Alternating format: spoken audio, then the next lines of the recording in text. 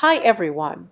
Welcome to Azad Revenge Stories channel. When my father raised his champagne glass, the room expected a warm blessing for the newlyweds. Instead, he handed over the company I had sacrificed nearly 10 years to save. The real horror was not his public betrayal, but his rehearsed smile while doing it.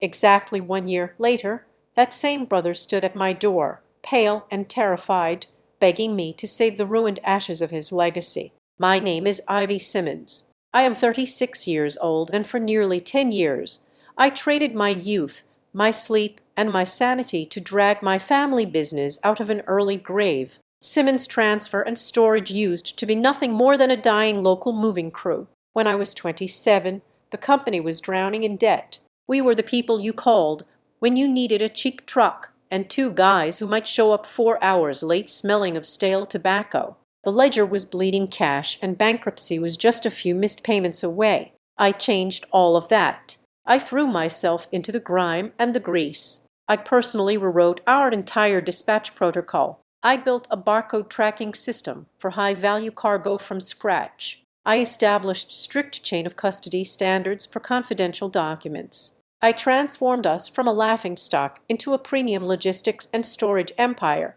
I secured massive contracts with high-end law firms, private medical clinics, and corporate headquarters across the greater Columbus, Ohio area. I was the one mapping out complex warehouse transitions at 2 in the morning. I was the one who memorized the freight elevator dimensions of every commercial high-rise downtown. I was the blood, the muscle, and the brain. Tonight, however, I was just the reliable older sister. The grand ballroom of the Mercer Estate Country Club was suffocatingly bright, draped in thousands of yards of white silk and overflowing with imported orchids that cost more than my first delivery truck. My brother Nolan was marrying Celeste Mercer. The Mercers were local real estate royalty, the kind of family that bought city blocks before breakfast and dictated zoning laws over tea. The wedding was a testament to their exorbitant wealth, a chaotic spectacle of 400 guests. Naturally, I was the one quietly running the show from the shadows. Throughout the afternoon, I smoothed over a scheduling conflict with the string quartet. I redirected the caterers when they brought the wrong vintage of champagne to the VIP tent. I tactfully removed a drunken groomsman from the head table before the photographers could notice. I did what I always did. I carried the heavy load so Nolan could stand in the light and look floorless. Nolan possessed a very specific dangerous talent. He knew how to wear a bespoke suit, how to flash a perfectly symmetrical smile, and how to grip a hand just firmly enough to make a wealthy investor feel important. People looked at my younger brother and saw a born leader. They never saw the trail of abandoned projects, failed sales, gigs, and half-baked startups he left behind. He tried selling luxury cars and quit after 3 months. He tried commercial real estate and lost his license over a paperwork technicality. He always had a brilliant elevator pitch, but he never stayed around long enough to clean up the wreckage when his plans inevitably crashed. I was accustomed to this dynamic. I was the engine grinding in the dark, and he was the polished hood ornament. It was an unspoken arrangement, one I tolerated because I loved the company, and foolishly, I still sought my father's elusive approval. I sat at the velvet-draped family table near the front, taking a slow sip of ice water. The gold-em dinner plates had been cleared away. The hum of 400 wealthy guests exchanging pleasantries filled the massive room. Then the sharp, distinct sound of a silver spoon tapping against crystal cut through the noise, silencing the room instantly. My father, Raymond Simmons, stood proudly at the edge of the stage. He held a microphone in one hand and a half-full glass of champagne in the other. He possessed a commanding presence, the kind of rugged old-school charm that made people lean in when he spoke. He began with the standard crowd-pleasing jokes. He praised Celeste for her breathtaking beauty and teased Nolan about his wild bachelor days.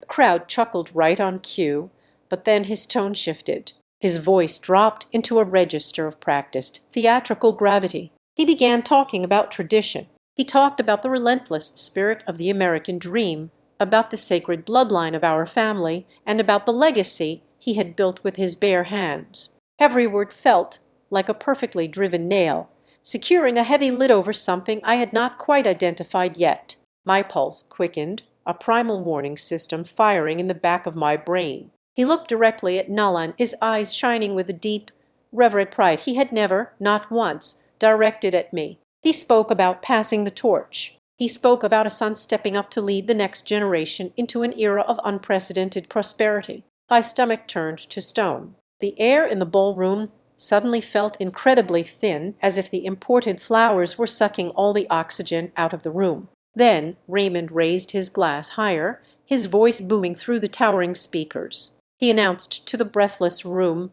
that he was officially handing over full operational control and 100% ownership of Simmons Transfer and storage to Nalan. It was, he declared with a booming laugh, a wedding gift worthy of a new king. The crowd gasped in delight, followed by a thunderous wave of applause. He did not forget me entirely. Raymond turned his gaze slightly to the left, finding me sitting frozen in the crowd, with a benevolent, rehearsed smile that did not reach his coal eyes. He called me the loyal glue of the operation. He told 400 people that I was the girl who was simply irreplaceable behind the scenes. I sat perfectly still. The applause erupted around me, a deafening, sickening wave of validation for a thief. As the clapping swelled to a crescendo, the side door near the stage swung open. A man in a sharp gray suit stepped out. I recognized him instantly. He was a junior partner for my father's corporate legal firm, a man I had personally paid thousands of dollars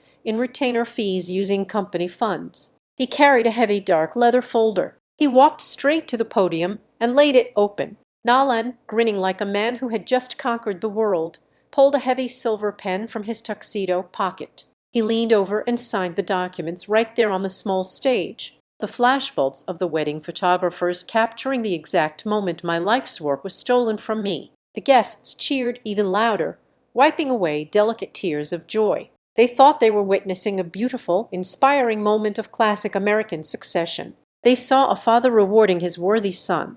In the span of a single heartbeat, the sheer magnitude of the betrayal washed over me, drowning out the noise of the room. This was not a drunken, emotional whim born of wedding day euphoria. The paperwork had been drafted weeks, perhaps months, in advance. The lawyers had been briefed and paid. The signatures were merely the final ceremonial act of a long, deliberate play. My father had carefully orchestrated this entire spectacle, ensuring that I was present in the front row. The only reason I was invited to sit at this table was to bear witness to my own public execution. I was meant to watch, paralyzed by social decorum, as I was permanently demoted to a mere employee inside the very fortress I had constructed brick by brick. A cold, absolute clarity settled over my mind, freezing out any panic, any grief, and any lingering love I had for the men on that stage. I did not shed a single tear. I did not stand up and scream about the 80-hour work weeks.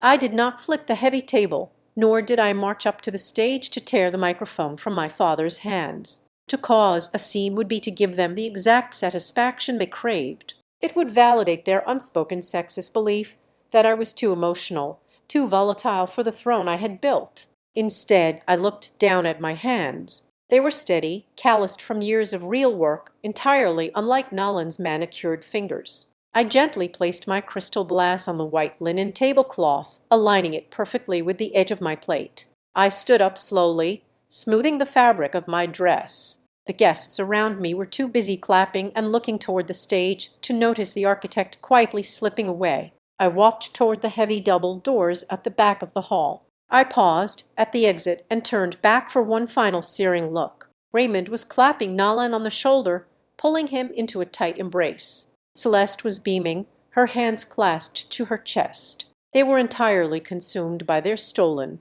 fraudulent victory. I looked at my father one last time, etching his triumphant, traitorous face deep into my memory. Then I pushed the doors open and walked out into the cool, sharp night air of Columbus, leaving the ballroom and my family far behind before the first notes of the next dance could even begin. The memory of what the company used to be is a stain I can never quite wash out of my mind. When I first stepped into the suffocating, a dust-choked main office at age 27, there was no empire to inherit. There was only a decaying graveyard of terrible decisions. We were surviving on scraps, taking on disorganized, odd-moving jobs that barely kept the lights on. The revenue was dangerously unstable, fluctuating wildly from month to month based on sheer luck rather than strategy. The main storage facility was a sprawling nightmare of rotting wooden pallets, unmarked cardboard crates, and blaring fire code violations.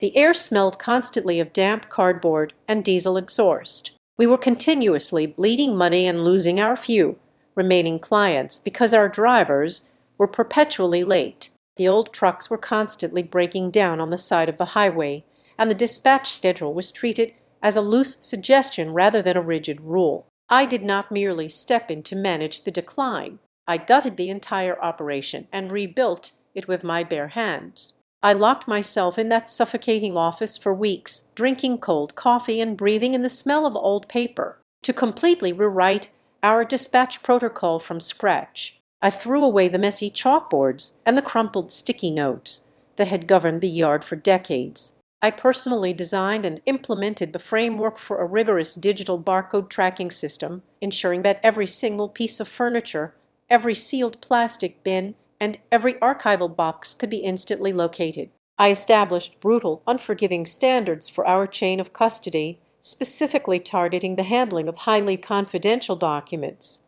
I quickly realized that hauling old sofas for residential clients would never make us truly profitable or respected. I aggressively expanded our services, shifting our entire operational focus to lucrative, high-stakes corporate office relocations, secure archival record storage, and the precise climate-controlled transportation of non-sensitive medical equipment. I built my fortress on actual performance, not on my father's empty, back-slapping charisma. I spent my evenings sitting in harsh fluorescent-lit diners and empty lobbies with the invisible people who actually kept the local economy running. I drank terrible coffee with commercial building managers, private clinic owners, and the ruthless operations directors of boutique law firms. These people did not care that my last name was Simmons. They were completely immune to the old boys club mentality that my father relied upon. They only cared about one undeniable thing. They wanted a logistics vendor who operated with surgical cleanliness, who showed up exactly on time, and who never lost a single item. I became their ghost in the night. I ensured that when a law firm needed to move across the city, their paralegals could leave their old desks at 5 in the evening and sit down at their new desks the next morning without even realizing a massive synchronized fleet of trucks had been working through the night. While I was memorizing freight elevator weight limits and arguing with warehouse landlords over lease terms, my brother Nolan was busy playing dress-up in the corporate world. He jumped carelessly from one shiny, superficial career to another, always chasing the illusion of success without the burden of labor. He tried his hand at selling luxury vehicles, strutting around the pristine showroom, until the pressure of meeting an actual sales quota drove him away. He dabbled as a short-term real estate broker, chasing massive commissions but refusing to do the tedious, unglamorous paperwork required to actually close a deal. He even printed glossy business cards, declaring himself a freelance commercial representative.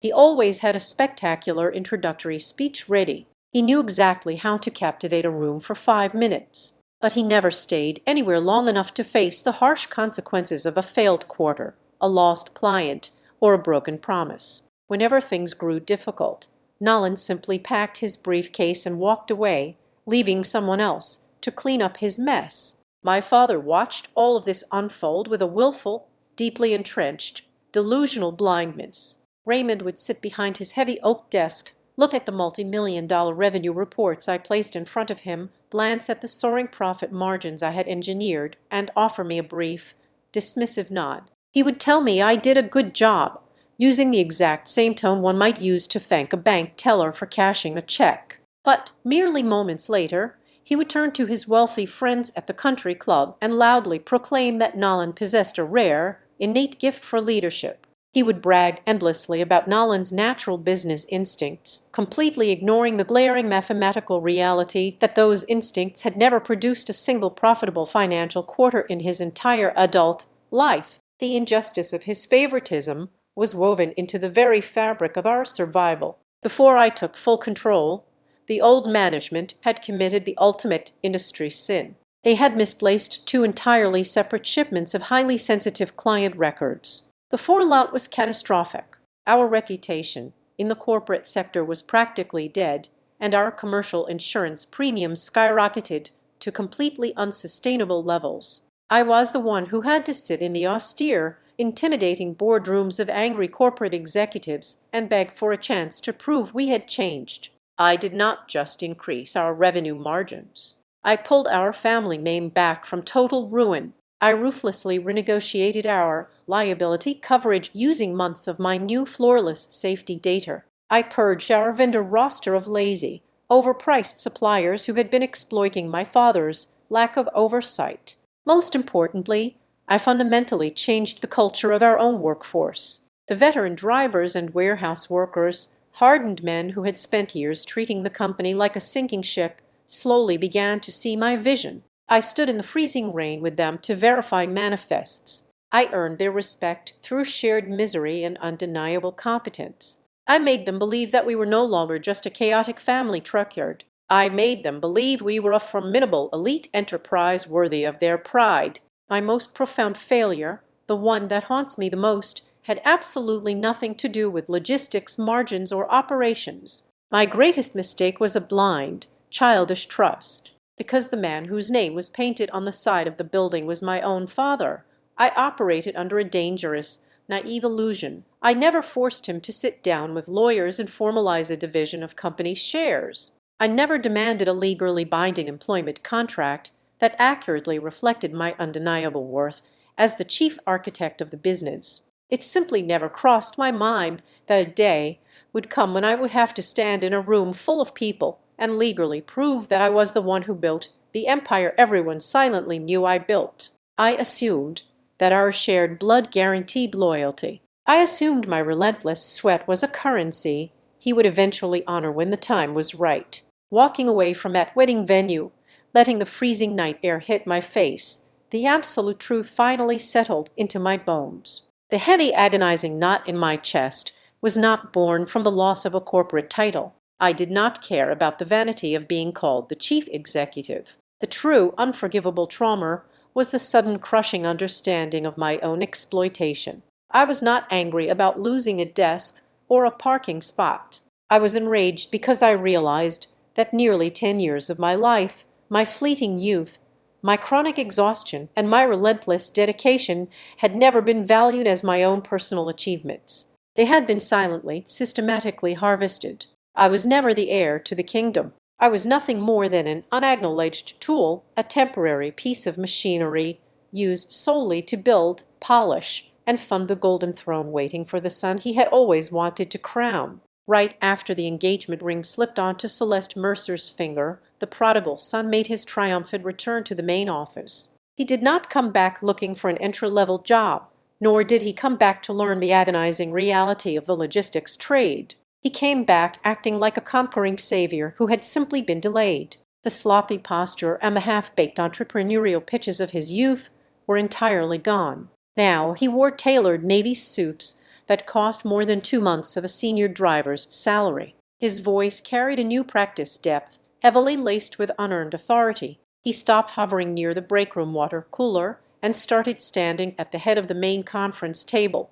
He threw around heavy, completely empty corporate phrases. He talked endlessly about brand repositioning, expanding our high-end commercial footprint, and scaling the enterprise to a regional level. He never once explained the agonizing operational mechanics of how we would achieve these massive things, only that he was the visionary destined to lead us there. Celeste was the invisible, brilliant architect behind this sudden transformation. She possessed a ruthless understanding of public perception and elite social networking. She did not care about the dirty, grueling reality of the freight industry, but she knew exactly how to manufacture the image of a corporate titan. Within a matter of weeks, she had curated Nolan's entire public existence. She engineered his placement at the center of high-profile charity galas, exclusive investor luncheons, and intimate, expensive dinners with our top-tier corporate clients. Photographs of him shaking hands with city council members,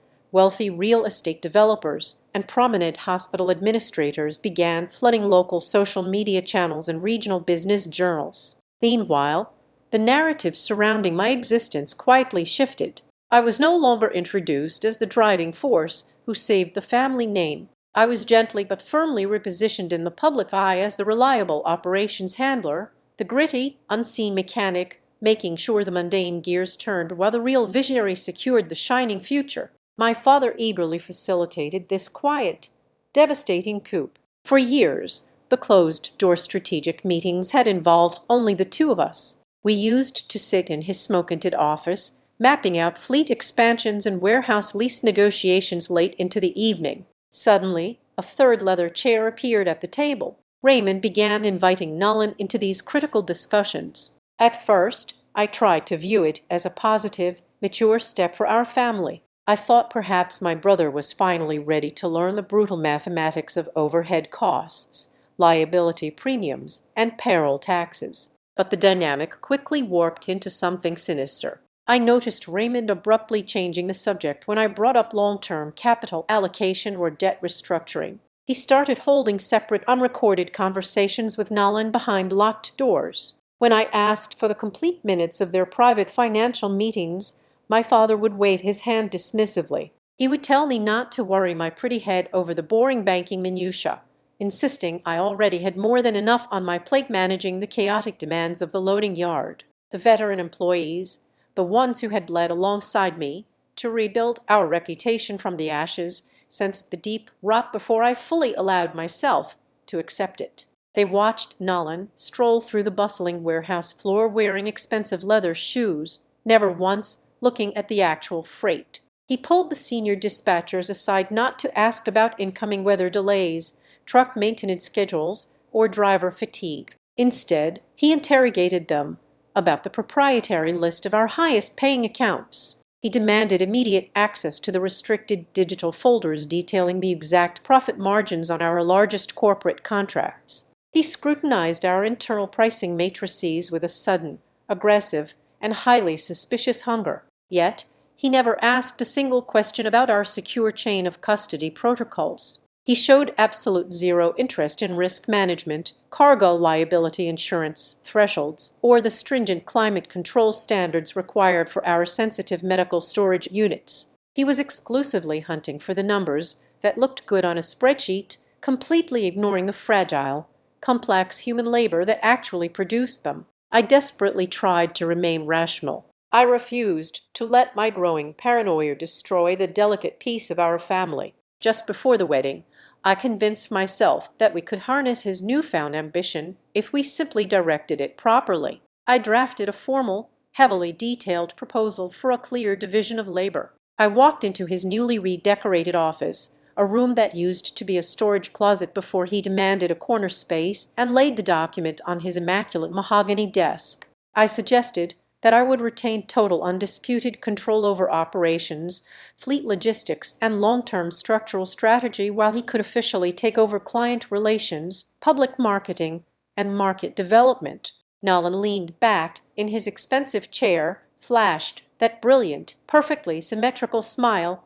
and told me it was a brilliant plan. He looked me right in the eye and said he just wanted me to do what I was best at. At the time, those gentle words sounded like a rare, beautiful moment of sibling respect. It took me far too long to realize it was a flawlessly executed trap. By agreeing to stay in the warehouse, I was voluntarily stepping into the shadows. I was blindly accepting the role of invisible, exhausted labor while explicitly handing him the microphone, the public authority, and the undeniable path to absolute ownership. The final glaring warning sign came purely by accident, a quiet crack in their carefully constructed facade of family unity. It was late on a rainy Tuesday evening, long after the loading docks had closed and the yard had gone completely silent. I was sitting alone in the dark going over the quarterly revenue projections when an internal accountant accidentally forwarded me an email. She was a nervous younger woman who had only been with us for 8 months, and she had mistakenly attached a partial document meant strictly for my father. It was a summary sheet for a massive short-term commercial loan. The principal amount written in bold ink on that page was staggering, easily triple the debt load I firmly believed the company was currently carrying. My blood ran completely cold. The numbers made absolutely no sense given our current operational revenue. The next morning, I marched into the accounting department and confronted them. The moment I mentioned the specific loan figure, the air in the room died. Eyes darted toward the floor in terror. Voices dropped to frantic, nervous whispers. The senior controller stuttered wildly, claiming it was a draft error from an old file, and physically pulled the paper from my hands. It was glaringly obvious that a direct non-negotiable order had been issued from the very top to lock me out of the company's true financial reality. Looking back from the cold distance of the present, the terrifying truth forms a perfect, unbreakable chain of events. The grand announcement at the wedding reception was not a spontaneous burst of patriarchal pride. It was not a sudden foolish whim fueled by expensive imported champagne and a crowd of wealthy guests. It was the absolute, calculated pinnacle of a silent, meticulous campaign that had been breathing down my neck for nearly a year. They had systematically arranged the public image to make Nolan look like a king. They had slowly, deliberately choked off my access to the financial levers that actually controlled the business. They had isolated the hard assets, hidden the mounting debt, and prepared the final legal framework entirely behind my back. Every high society garler, every hidden meeting behind closed mahogany doors, and every deliberately misplaced financial document was a calculated step toward my complete erasure. I was blindly building an impenetrable fortress, and they were simply standing in the shadows, waiting for the final layer of mortar to dry so they could change the locks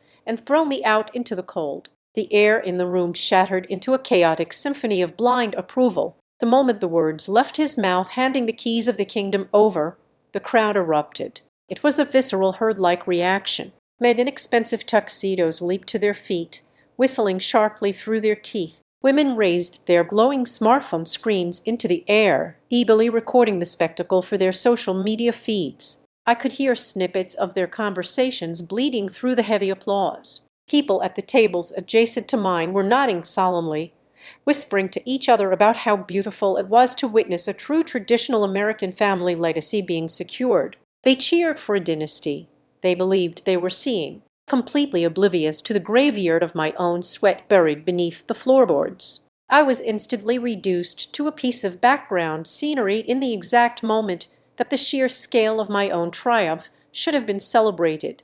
I was painted into the corner of the portrait. My name had merely been tossed into the speech as an afterthought. I was described as the person who would diligently keep the gears running smoothly. The translation was loud and clear to anyone who understood the ruthless language of power. I was the hired help. I was the reliable engine that would continue to burn fuel, but I would never hold the title to the vehicle. Up on the stage, the celebration of the theft was in full swing. Celeste lunged forward, throwing her arms around her new father-in-law in a perfectly choreographed display of overwhelming gratitude. Her diamond rings caught the harsh stage lighting as she squeezed him tight. Nolan raised his glass high above his head, soaking in the adulation like a man dying of thirst. A line of guests was already forming near the edge of the elevated platform, eager to shake his hand. They were clapping him on the back, offering deep congratulations, treating him as though he had single-handedly dragged the enterprise from the brink of death through sheer masculine willpower. The humiliation did not stop at the stage. As the formal toasts concluded, and the band began to play a loud, energetic jazz number, the crowd dispersed toward the dance floor or the open bars. Several older guests, friends of my father who had never worked a hard day in their lives, wandered past my table. They stopped to pat my shoulder with condescending sympathy. They smiled warmly and told me I must be so incredibly proud of my little brother. They praised me for being such a supportive sister, for being the steady hands behind the scenes. I had to sit there, my jaw clenched so tight my teeth itched, and noted politely. I was forced to swallow the bile rising in my throat as these wealthy strangers congratulated me on my own demotion. I could not endure the charade for another second. I moved deliberately through the sea of moving bodies, weaving past the celebrating guests until I reached the corner of the room where Raymond was standing. He was holding court near a massive floral arrangement, looking incredibly flushed and pleased with his own performance. I stepped directly into his line of sight. He paused, his triumphant smile faltering for just a fraction of a second. The noise of the brass band blared around us, but I spoke just softly enough that he had to lean in to hear me. I looked him dead in the eye and asked, "Why about me?"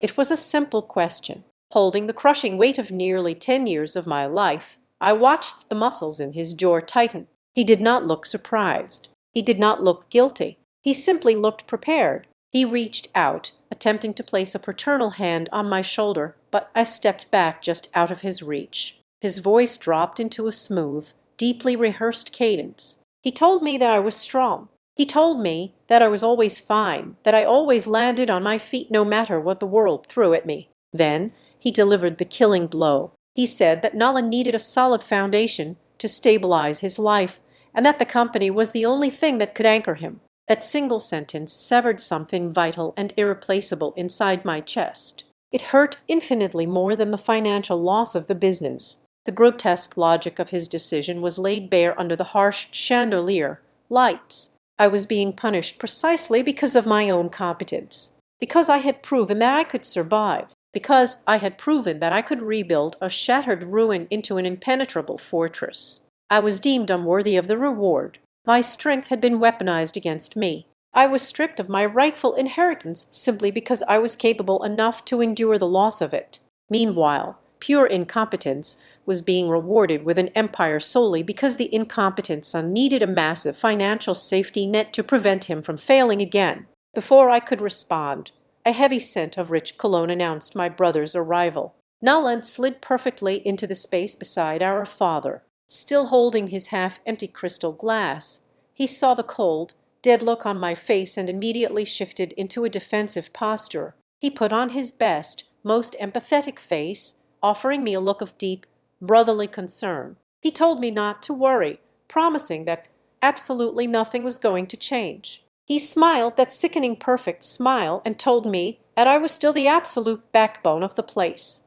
It was the worst thing he could have possibly said. A chilling clarity washed over my mind. I understood the anatomy of a backbone perfectly well. The backbone is meant to bear the crushing, agonizing weight of the entire body. It is meant to stay hidden deep beneath the surface, grinding away in the dark to keep the structure standing upright. But the backbone is never under any circumstances invited to sit upon the throne. It is merely expected to carry the heavy lifting for the person who does. I did not give them the reaction they were bracing for. Raymond's shoulders were rigid. He was fully prepared for a screaming match. He was ready for me to burst into hysterical tears, to throw my drink in his face, or to cause a massive scene that would validate his secret, sexist belief that I was too emotional to lead a real corporation. He was ready to play the calm, rational patriarch, dealing with an ungrateful, unstable daughter. I gave him absolutely nothing. I let a heavy, suffocating silence stretch between us.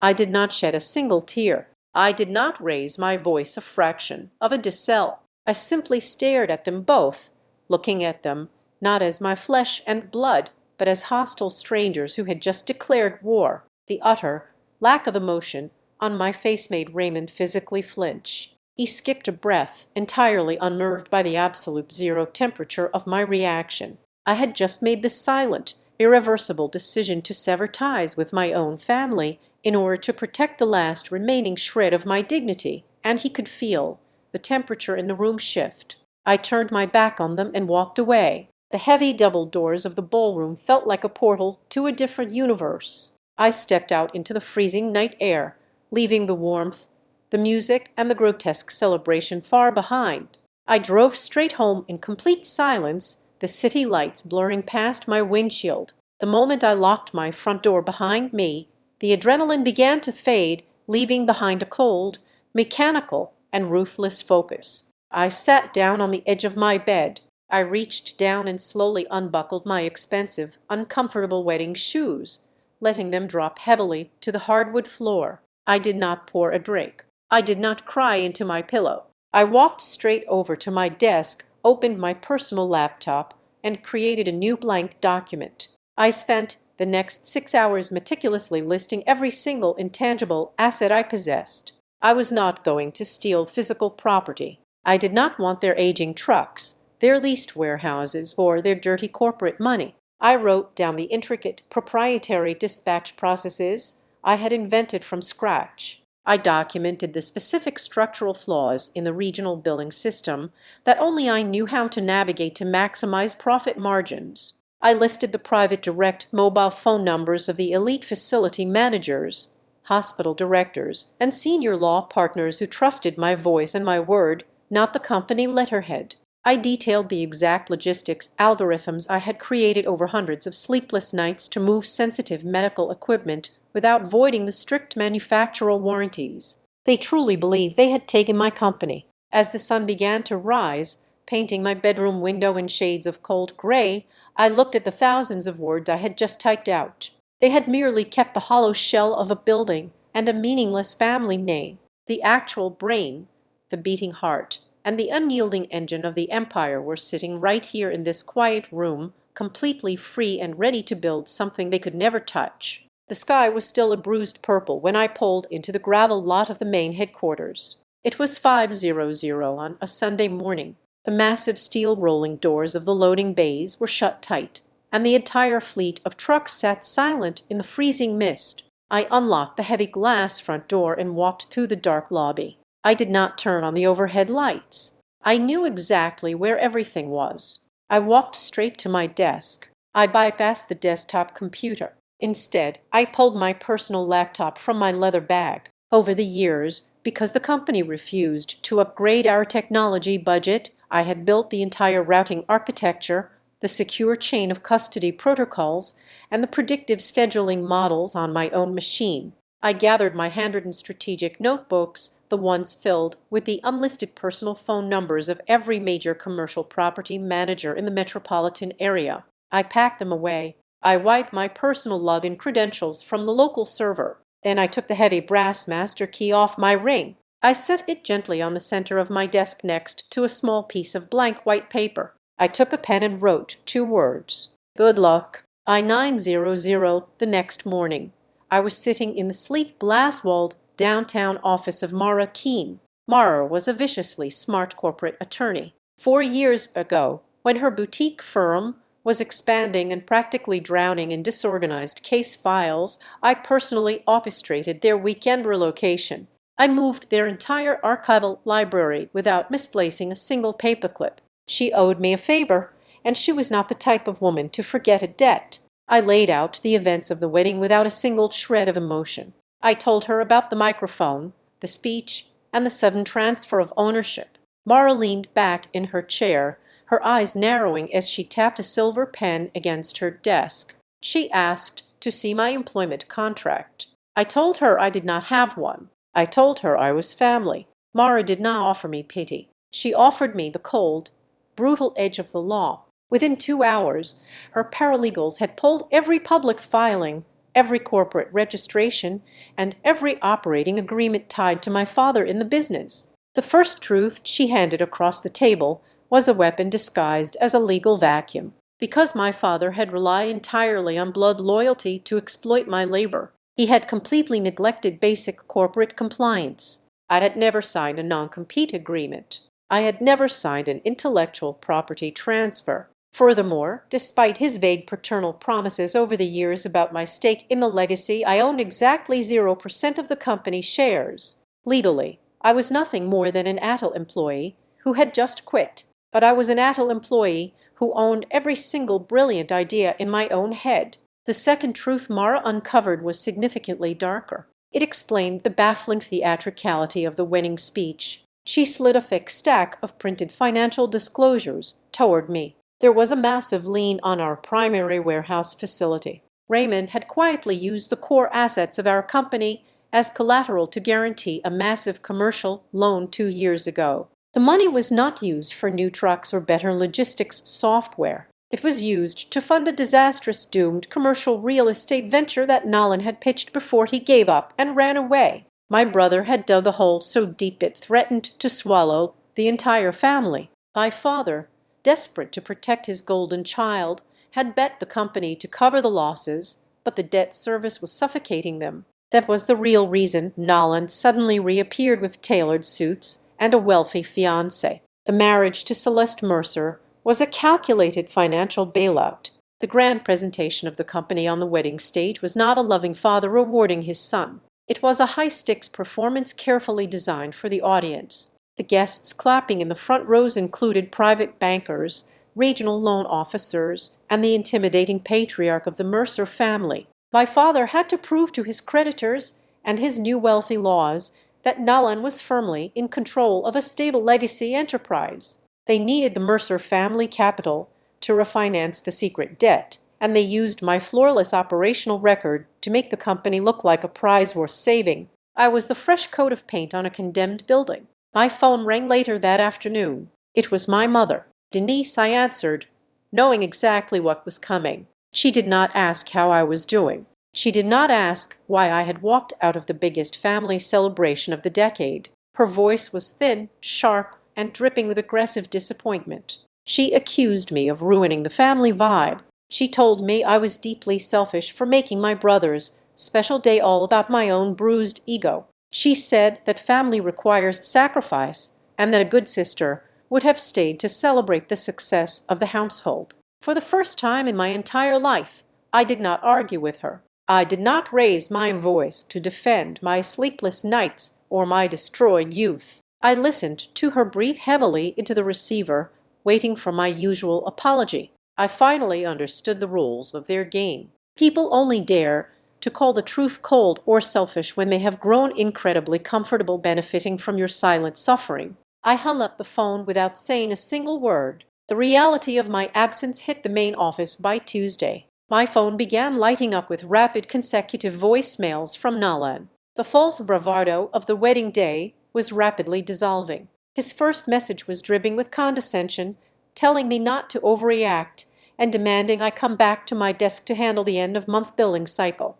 By Thursday, his tone had shifted into a frantic, thinly veiled panic. The new logistics software he had bragged about did not integrate with the legacy hospital contracts. The drivers were refusing to take orders from the new marketing hires. In his fourth voicemail, he begged me to just come in for a few hours. He said he needed me to keep the company stable during the transition phase. He needed my brain to operate the machinery he had just stolen. With every desperate message, he inadvertently confessed to the entire world that he was an imposter, wearing a crown he did not know how to balance. I sat at my kitchen table and deleted his voice from my phone. The shock of the betrayal had entirely evaporated, leaving behind a pure, highly refined adrenaline. I opened my notebook and began to write down my true inventory. I did not own moving trucks, but I owned the absolute trust of the regional hospital administrators who knew my voice. I did not own a warehouse, but I owned the flawless operational blueprints that guaranteed sensitive documents would never go missing. I did not own the family name, but I owned my own reputation. In the commercial logistics industry, a clean reputation was worth infinitely more than an old logo painted on a rusty door. By the time the sun set on Friday, I had stopped mourning the loss of a poisoned inheritance. I looked at the legal documents Mara had drafted for my new corporate entity. I was no longer the tragic, ousted daughter of a deceitful patriarch. I was a fully armed competitor standing at the edge of the market, holding every single secret my family foolishly believed they had secured with a glass of champagne. I drained my savings accounts down to the last available dollar. The financial security I had painstakingly built over a decade vanished in a single afternoon of wire transfers. I signed a commercial lease on a small cinder block warehouse located on the gritty industrial edge of the city miles away from the polished downtown districts. It was drafty. The roof carried a suspicious water stain in the far corner, and the ancient fluorescent overhead lights hummed with a maddening constant buzz. I purchased 2 heavily used commercial box trucks at a regional freight auction. They possessed high mileage, worn tires, and faded exterior paint, but I had personally inspected the undercarriages. The engines were completely sound, and the rear cargo boxes were absolutely watertight. I sat in Mara's pristine law office one last time to finalize the operating agreements and file the state registration paperwork. We officially named the entity Iron Ledger Transfer and Vault. The name was not merely a brand. It was a binding promise to the market. There would be no broken chains of custody under my watch. I established a rigid, unbreakable operational rule on the very first morning. Iron Ledger was not going to be a sprawling, chaotic catch all-moving company like the one my family operated, we were absolutely not going to haul cheap residential furniture, nor would we take desperate low-margin freight loads just to keep the trucks visible on the highway. I positioned my new enterprise with ruthless surgical specificity. We would exclusively handle highly sensitive corporate office relocations, secure archival document storage, and complex logistical projects requiring a legally binding, unbroken chain of custody. These were the high-liability, high-stakes jobs where a silver tongue and a tailored designer suit were entirely useless. In this specific, unforgiving corner of the industry, the vendor who actually knew how to map a secure transit route, manage a temperature-controlled vault, and guarantee absolute confidentiality would always defeat the vendor who only knew how to deliver a charismatic sales pitch. The dual reality of those first 2 months pushed my physical and mental endurance to its absolute breaking point. During the daylight hours, I was nothing more than a common laborer in my own building. I bought heavy-duty steel shelving units from a bankrupt retail liquidator and spent countless hours bolting the heavy metal beams together until the skin on my knuckles cracked and bled. I crawled across the freezing concrete floor on my hands and knees, manually measuring, taping, and painting the bright yellow staging lines required to designate the secure storage zones. I personally wired the server rack in the small back office and installed the proprietary barcode tracking software I had rebuilt entirely from memory.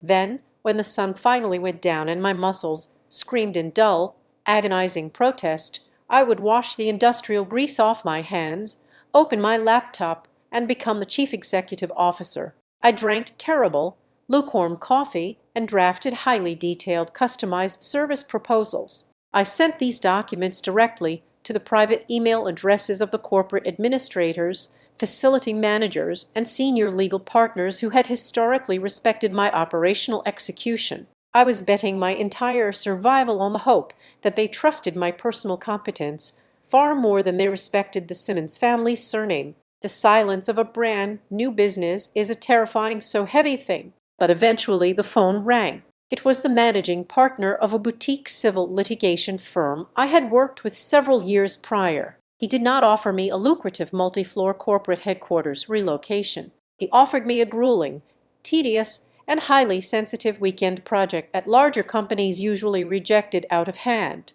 They needed an off-site storage room packed to the ceiling with 7 years of disorganized, highly confidential case files and legal depositions completely categorized, boxed, and moved to a new secure vault within 48 hours. It was a test of my capabilities. I drove one of the used trucks myself. I spent 30 straight hours locked in a dusty, poorly ventilated basement. I scanned, sealed, and documented every single archival box with an absolute paranoid level of precision. I swept their old storage unit completely clean before I locked the door. On Monday morning, before I even had the chance to generate and email my formal invoice, the senior partner called my cell phone. He told me it was the most flawless, secure logistical transfer his firm had ever experienced, and he promised to hand me their entire regional storage contract the moment their current lease expired. In the insular, quiet world of commercial real estate and high corporate management,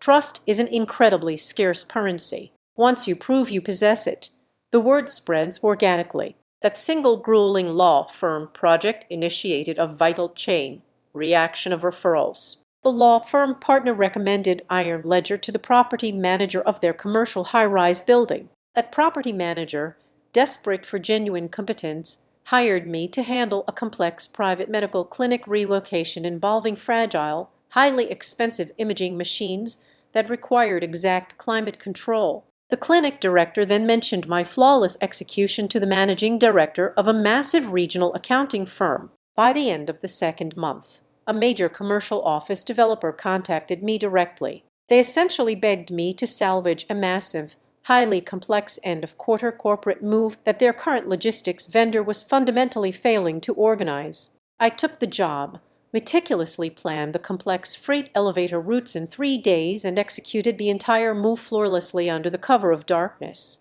The sheer volume of incoming requests rapidly outpaced my physical ability to drive the trucks, load the cargo, and manage the secure vault simultaneously. I urgently needed to hire staff, but I refused to simply hire warm bodies to fill uniforms. I reached out to Tess Marlowe first. Tess was a brilliant, sharp-minded dispatch coordinator at my old company. Nolan had constantly treated her like a glorified secretary, openly dismissing her complex routing schedules and habitually talking over her in management meetings. I offered her a slight pay cut, terrible initial health benefits, but absolute unquestioned autonomy over the digital logistics board. She quit her job the very next morning and walked into my freezing warehouse carrying her own battered thermos of coffee. Next, I tracked down Wade Kessler. Wade was a grizzled veteran commercial driver who had recently been suspended by Nolan for explicitly refusing to drive an overloaded truck with failing brakes. WDE did not care about corporate synergy, brand marketing, or empty motivational speeches. He cared exclusively about vehicle maintenance, proper cargo load distribution, and arriving at the loading dock exactly on time. I tossed him the keys to the better of my 2 used trucks, and he went straight to work without asking a single unnecessary question. Iron ledger transfer and vault did not experience a flashy, explosive surge in the local business press. We did not throw catered launch parties, nor did we buy expensive billboard space on the interstate highway. Our growth was a quiet, relentless, creeping vine. We built our foundation entirely on the difficult, invisible, highly stressful contracts that the general public never noticed, but that every serious professional in the industry completely understood and deeply valued. The stories of our absolute precision, our airtight security protocols, and our zero-defect delivery rate began to circulate rapidly in the exact corporate boardrooms where my brother was currently trying to sell his empty, unfulfilled promises. The deep, stinging humiliation of the wedding toast still lived somewhere in the dark corners of my mind. It was a jagged emotional scar that would likely never fully heal. Yet, standing in the center of my cold concrete warehouse, listening to Tess aggressively negotiate a strict freight elevator schedule on the phone, while Wade meticulously inspected the tire pressure on his rig, I felt a profound, grounding sense of peace. I looked down at the bright yellow lines I had painted on the floor with my own hands. I looked at the towering steel racks holding thousands of confidential files that powerful people trusted exclusively to me. For the absolute first time in my adult life, I was building a fortress that belonged entirely to me. There were no phantom shareholders operating in the shadows. There was no patriarch waiting in the wings to steal the credit for my labor. Most importantly, I was finally holding something tangible, something undeniably real,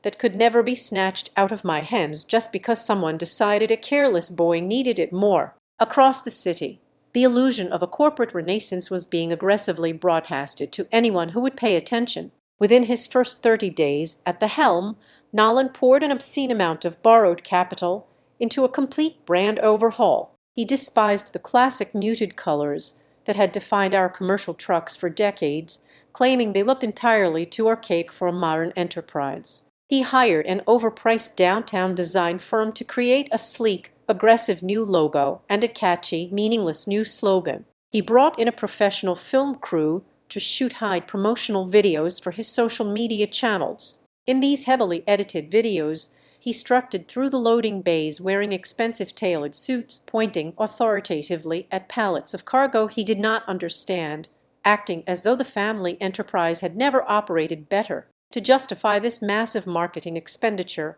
and to create the immediate illusion of explosive regional growth, he began aggressively slashing our standard service rates. He offered deep, unsustainable discounts, sometimes cutting initial contract prices by 40%, just to win bids and announce new client acquisitions on his internet profiles. But commercial logistics is a brutally unforgiving mathematics equation, and pride cannot subsidize a negative balance sheet. Because my brother possessed absolutely no understanding of our true profit margins, he fundamentally failed to realize why my prices had been set at that specific level in the first place. High-end commercial relocations require expensive liability insurance, specialized packing materials, and highly skilled labor. By severely undercutting the established market rate to secure cheap public victories, he pushed the company into dangerously unprofitable territory. To compensate for the rapidly shrinking revenue per job,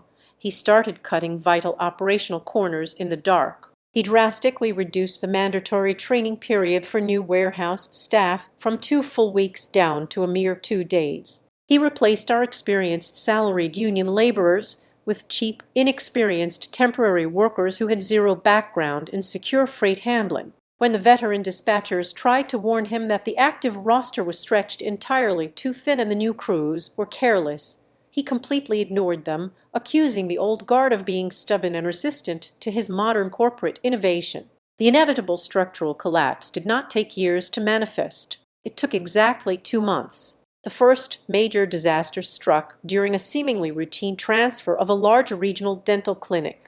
Because the newly hired temporary workers had absolutely no concept of our secure zoning protocols, they completely mislabeled over 500 boxes of highly sensitive patient medical records. The archives were unloaded into the wrong storage facility entirely, causing a catastrophic week-long operational delay for the medical clinic and triggering a massive, highly public privacy compliance investigation. Less than 10 days later, a disorganized moving crew dropped a highly expensive custom-built server rack during a corporate office relocation. Nolan was forced to authorize a massive financial settlement to replace the destroyed technology equipment, completely wiping out the entire profit margin for that business quarter. The absolute breaking point arrived when a wealthy, long-term VIP client personally called the main office to complain. The client explicitly stated that while the new owner was incredibly gifted at offering smooth apologies and buying expensive lunches, he was entirely incapable of actually fixing the massive operational disasters his cheap crews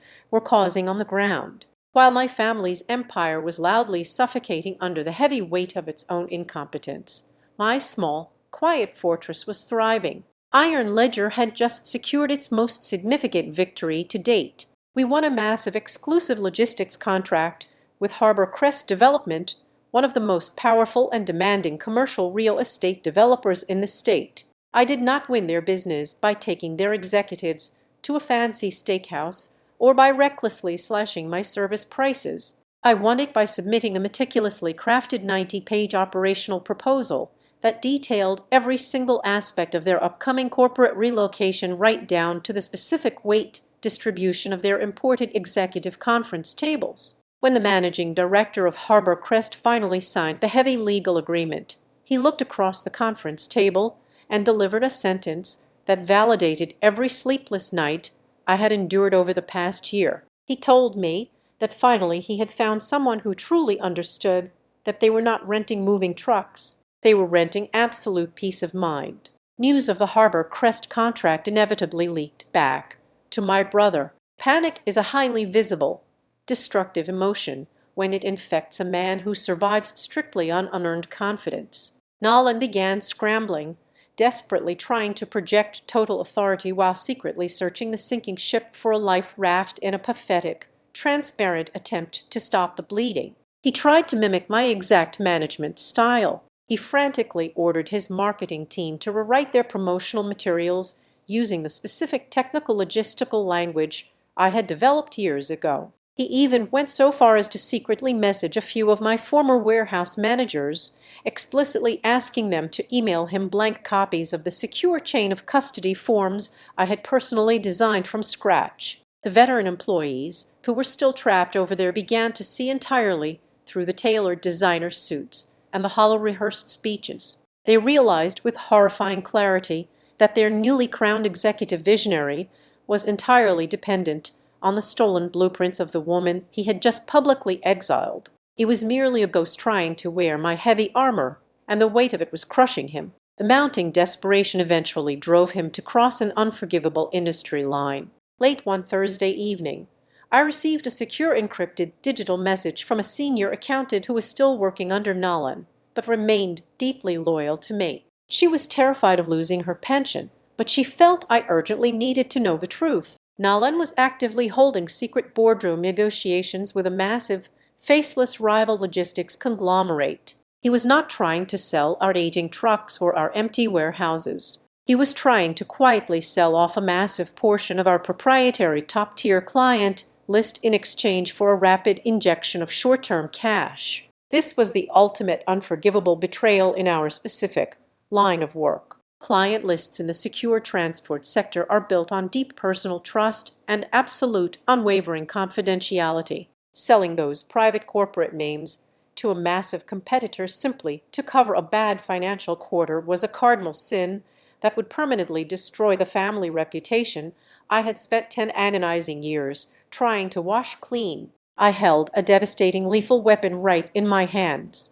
I possessed the direct, mobile phone numbers of every single major client on that targeted list. With 5 minutes of brief phone calls, I could easily leak the news of the impending corporate sale, completely torch Nolan's fragile financial lifeline, and trigger a massive immediate exodus of his few remaining profitable accounts. I could bury his entire legacy in a single afternoon. The temptation to play a dirty, vindictive game was incredibly strong, a bitter, intoxicating poison sitting right at the back of my throat, but I chose to put the telephone down. I absolutely refused to sink to his pathetic level of corporate sabotage. I did not need to actively destroy him because he was already executing the demolition perfectly on his own. Instead of focusing my energy on his impending ruin, I poured every ounce of my focus into my own operational excellence. I tightened my security protocols even further. I spent extra hours on the weekend training Wade and Tess on advanced legal compliance standards. I made absolutely sure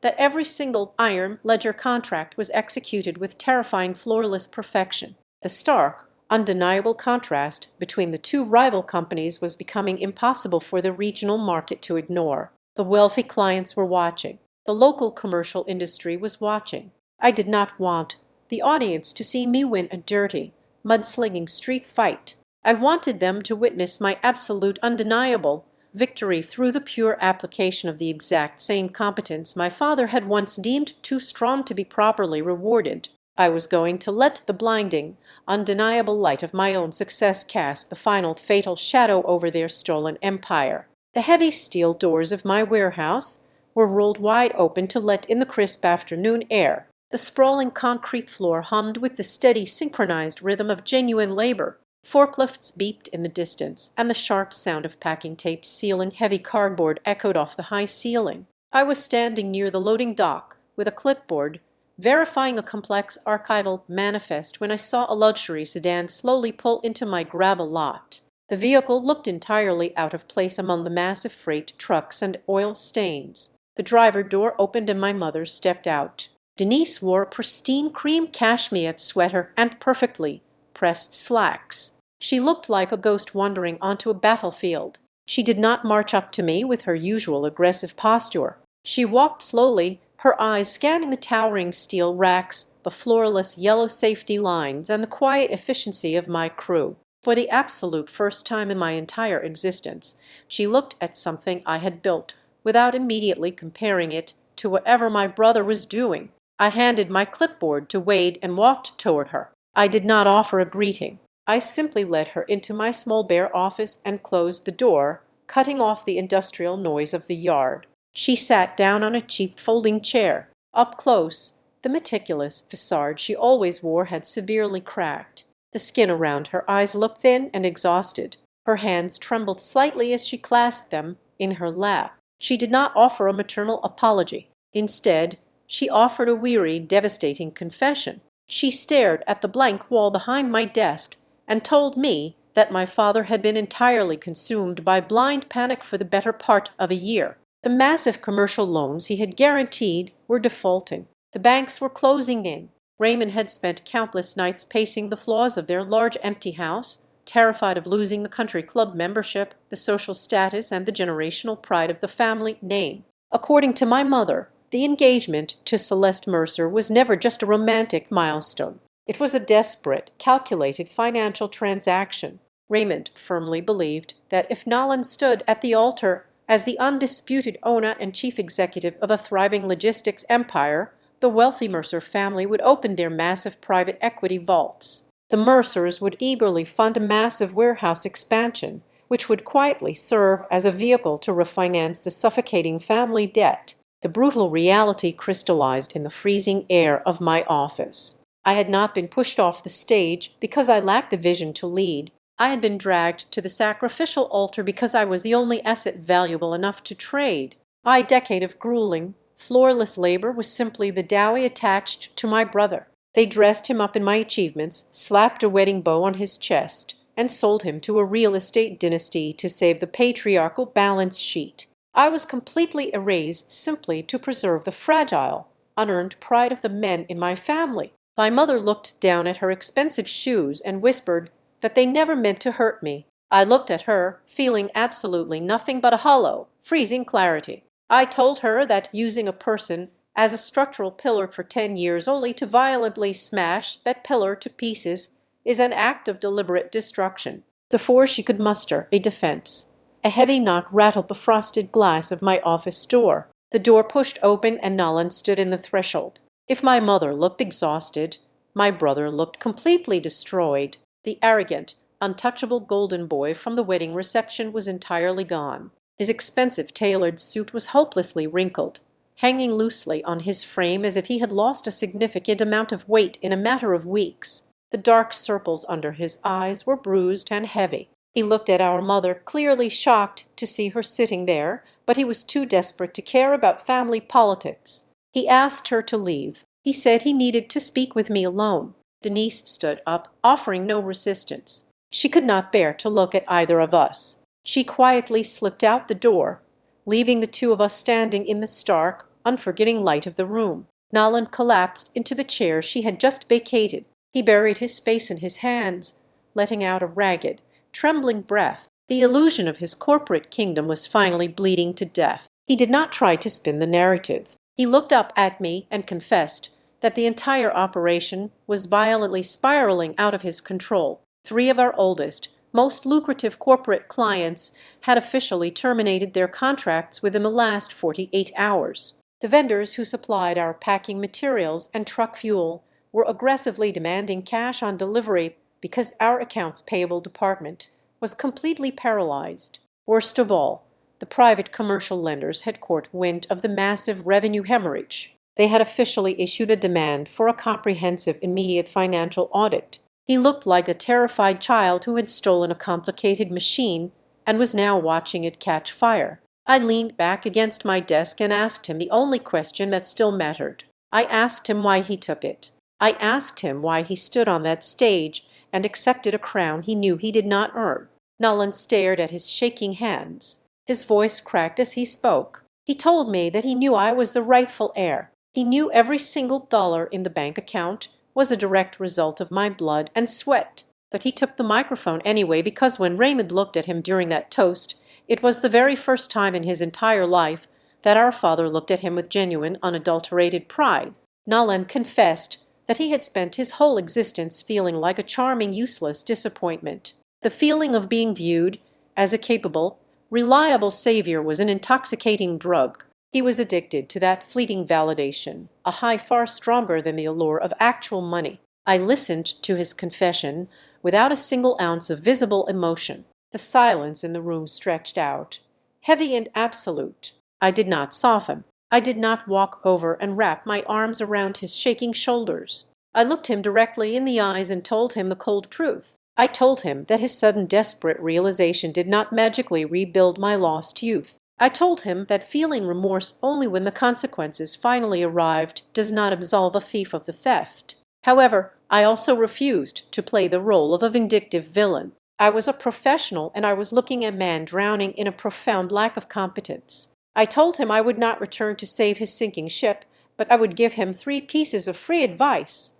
First, I told him to immediately cease all discounted, low-margin bidding. Every cheap contract he accepted was only accelerating his bankruptcy. Second, I ordered him to pick up his telephone, cancel his fancy marketing lunches, and personally call every single corporate client his temporary cruise had damaged. I told him to offer pure humiliating apologies without a single corporate buzzword attached. Finally, I told him to fire his expensive marketing team, walk out onto the loading dock, and promote the most abrasive veteran warehouse manager he could find to run the daily operations. I told him to surrender his own authority to someone who actually knew how to move freight. Nalan absorbed the brutal instructions. He slowly stood up, looking entirely defeated. He reached for the brass door knob, pausing before he turned it. He looked back over his shoulder, his eyes red and glassy. He asked me a heavy, agonizing question. He asked if I had ever truly hated him. I stopped breathing for a fraction of a second. The instinct to scream yes, to hurl my years of resentment directly at his face was incredibly strong. But as I looked at his broken posture, the raw anger inside my chest dissolved into a profound, suffocating sorrow. I did not answer him immediately. Hating Nalan would be the easiest, most convenient path, but hating him required me to pretend that he was the sole architect of my misery. The agonizing truth was far more complex and far more tragic. I looked at my brother and realized we were both mere products of a deeply poisoned environment. We both grew up in a hollow house where love was never unconditional. Love was a calculated currency attached to strict, impossible conditions. For me, love was permanently withheld because my father was terrified of my strength. For Nalan, love was falsely granted strictly to preserve a public image. Nalan was not a one-dimensional monster who intentionally set out to destroy my life. He was a deeply flawed, desperately insecure boy who had been weaponized by a father obsessed with keeping up appearances. We had both been sacrificed on the exact same altar of family pride. The knife just happened to cut us in completely different ways. I looked at him standing in the doorway of the empire I had built from the ashes of his mistakes. I told him I did not hate him. I told him I just pied the fact that he traded his sister for a ghost that was never going to love him back. Nalan actually attempted to follow my parting advice. He made the humiliating phone calls to the furious corporate clients. He officially ceased the reckless discount bidding strategy, but the structural damage to the foundation was already far too severe to be patched with simple apologies. The Tri-State Commercial Review Office, the ruthless government body that regulates heist commercial logistics, descended on the main headquarters for an unannounced aggressive audit. The state inspectors did not care about his tailored suits or his practiced charm. They dug directly into the recent dental clinic disaster and uncovered a massive systemic failure in the chain of custody protocols under his brief regime. The inspectors found unsealed archival boxes, completely undocumented transit logs, and inexperienced temporary laborers handling strictly confidential financial records. The regulatory board acted with brutal efficiency. They immediately drafted a formal notice of intent to revoke the specialized secure storage license of the company. Without that specific state certification, the business was legally barred from handling any medical, legal, or corporate data. The core revenue engine, the very heart of the enterprise I had built, was completely shut down by a single piece of government paper. The regulatory suspension acted as a massive distress flare in the financial sky, instantly alerting every creditor circling the wounded animal. The private commercial lenders, the ones who held the massive secret debt my father had secured against the property, did not hesitate for a single second. Their aggressive forensic accountants tore through the collapsing balance sheets and easily discovered multiple severe violations of their financial covenants. The operating revenue had plummeted dangerously below the mandatory minimum thresholds, and the monthly interest payments were officially severely overdue. The bank lawyers moved with terrifying mechanical speed. They filed a formal default notice and immediately secured a judge to issue a court order to seize the primary physical assets. The massive central warehouse facility and the entire main fleet of heavy transport trucks were legally locked down. Heavy iron padlocks were placed on the main security gates. The entire operational empire was physically and legally paralyzed in a matter of hours. When the massive financial crater finally became public knowledge within the wealthy social circles of the city, the strategic foundation of the recent marriage instantly vaporized. Celeste and the powerful Mercer dynasty did not amass their fortune by standing on sinking ships or associating with public failures. The moment the patriarch of the Mercer family realized the supposed corporate expansion he was meant to fund was actually a catastrophic black hole of toxic debt, he aggressively pulled his daughter away from the blast radius. Celeste did not stay in the massive house to offer her new husband any emotional support. She coldly packed her expensive designer luggage and returned to her secure family estate. The pristine, highly curated public image that Nolan had so desperately utilized to justify his corporate theft shattered into a million unrovable pieces. He was left completely isolated in an empty, heavily mortgaged house, entirely abandoned by the very people he had sold his soul to impress. The final, devastating emotional blow did not come from a ruthless bank or a cold regulatory agency. It arrived on a quiet Tuesday evening in the form of a heavily slurred, agonizing voicemail from my father.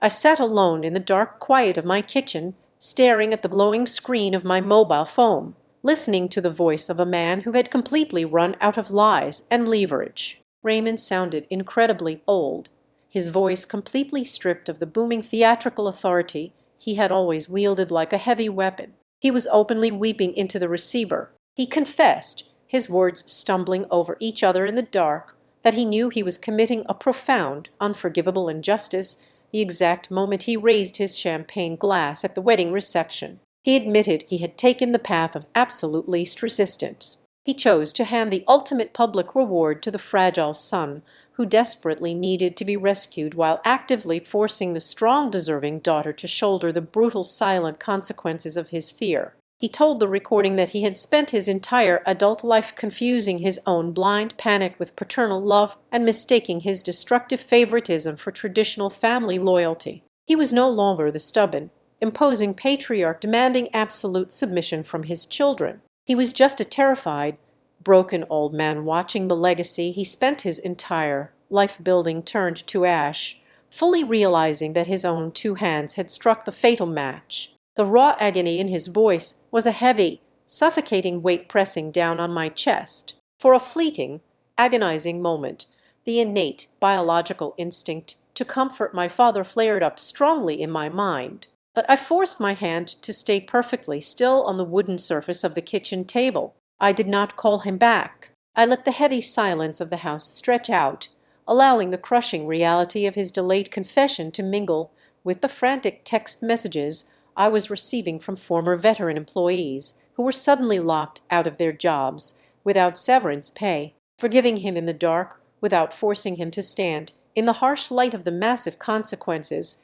he engineered would be a massive betrayal of my own brutal survival. A quick emotional reconciliation over the phone would simply be another toxic version of the fake convenient appeasement our family had always practiced to keep the peace. True accountability requires staring directly into the total wreckage you created. I needed the destructive fire to burn completely out before I could even consider walking through the remaining ashes. The very next morning, the absolute finality of the situation materialized in a brief phone call from an independent commercial real estate broker I had known for years. He informed me that the private bank was absolutely not interested in restructuring the toxic debt or waiting for a miracle. The massive central warehouse, the remaining operational trucks, the commercial logistics equipment, and the entire physical infrastructure of the old company were being aggressively pushed into a forced commercial auction to quickly liquidate the assets. The broker warned me that a massive, ruthless national logistics chain, a corporation entirely known for undercutting local markets and delivering terrible, careless service, was heavily eyeing the lot. They possessed massive cash reserves and wanted to buy the corpse of my family business for absolute pennies, just to completely swallow our regional market share and permanently eliminate local competition. The news presented a cold, massive crossroads that I could not ignore. I stood in the center of my own thriving warehouse, surrounded by the undeniable physical proof of my competence, and faced a monumental defining choice. I could easily choose to do absolutely nothing. I could stand securely behind my own walls, protect my own profitable accounts, and watch the old family name get sold for scrap metal to a faceless corporate giant.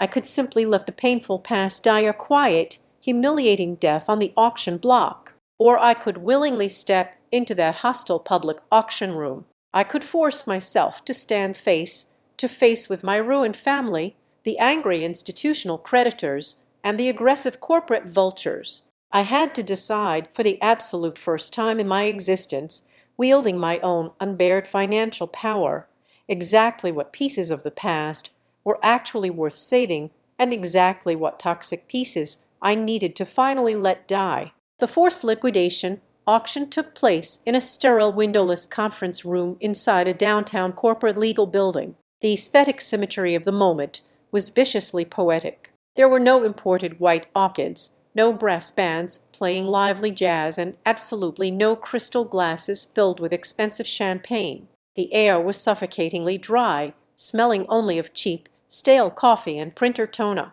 I walked through the heavy mahogany doors, holding a thick leather folder containing the pristine financial records and pre-approved credit lines of Iron Ledger Transfer and Vault. I did not require an invitation, nor did I need an introduction. I simply took a seat at the back of the room. My father and brother sat at a long table near the front. The physical toll of the last 12 months was violently evident. Raymond had aged 10 years in a single calendar cycle. His broad shoulders were slumped, his expensive suit hanging loosely on a defeated frame. Nolan sat completely motionless beside him, staring blankly at the legal documents spread across the table. Across the aisle sat the corporate vultures, representatives from a massive, notoriously ruthless national logistics chain were whispering among themselves, eagerly preparing to purchase my family legacy for pennies on the dollar simply to dismantle it and eliminate regional competition. The presiding auctioneer, a cold man representing the primary commercial bank, began reading the asset valuations. The representatives from the national chain immediately interrupted, loudly questioning the viability of the proprietary digital routing systems and the commercial client lists included in the lot.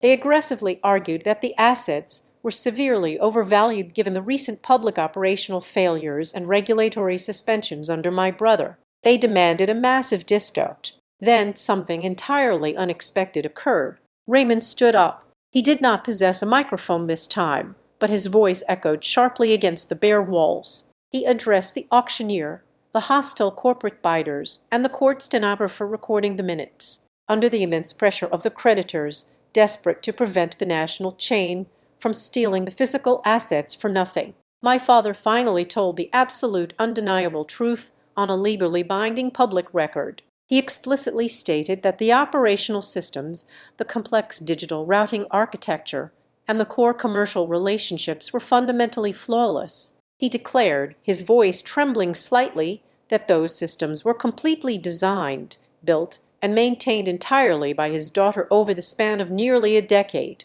He publicly confessed that the recent failures were solely due to gross mismanagement after my departure and that the underlying architecture I had created was world-class. Sitting in the back row, I listened to the court reporter type his words on her machine. That formal declaration did not magically restore the exhausted years of my youth. It did not erase the agonizing humiliation of the wedding night. However, it completely and permanently incinerated the grotesque lie my family had paraded around the city. For the very first time, the reality of my labor was spoken aloud in a stark, unforgiving environment where it could never be softened by sentimental family excuses, manipulated by false smiles, or rewritten by a wedding toast. When the formal bidding commenced, the national chain submitted their insultingly low offer. I raised my hand and submitted my counter-offer. I did not bid on the entire corporate corpse. I explicitly refused to purchase the brand name Simmons Transfer and Storage.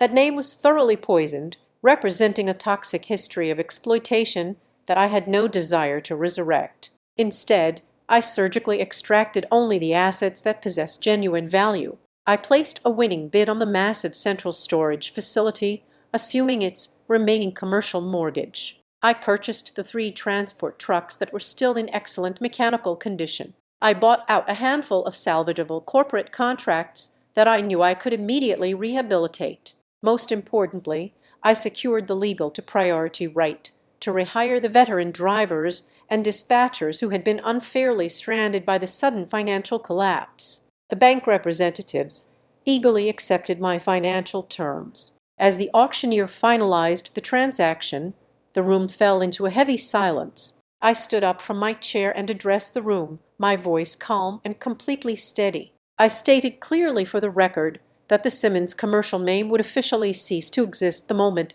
the ink dried on the legal transfer. I told them I possessed absolutely no intention of operating my enterprise under the shadow of a family that had happily used my spine as a stepping stone. Every single purchased asset, every truck, and every square foot of warehouse space was to be immediately absorbed into iron ledger transfer and vault, operating strictly under my exclusive systems, my unyielding rules, and my 100% absolute ownership.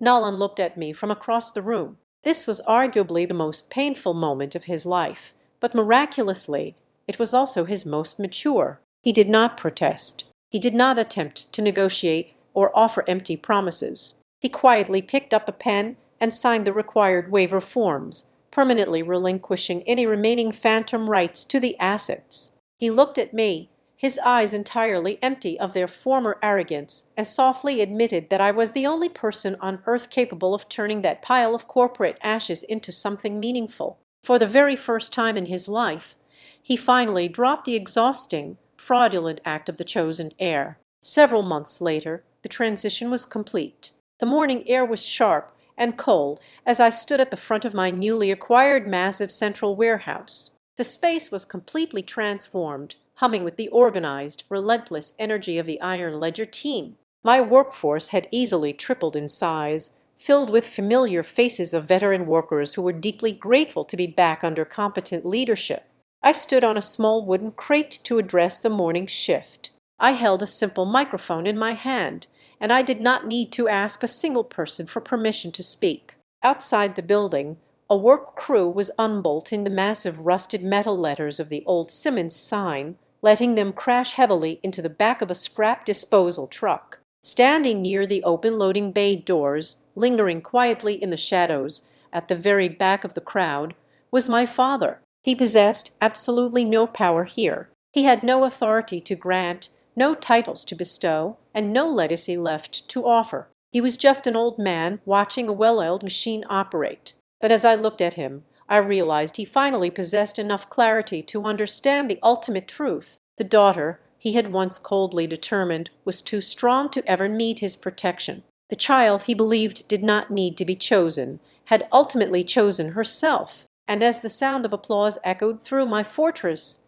I knew that choosing myself was the greatest victory I could have ever achieved. Thank you so much for listening to my story today. I would love to know where you are tuning in from. So, please drop a comment below to share your location and your thoughts on how everything turned out. If you enjoyed this journey, please make sure to subscribe to the Azad Revenge Stories channel, like this video, and show your support by hitting that like button so this story can reach and inspire even more people. Thanks to all.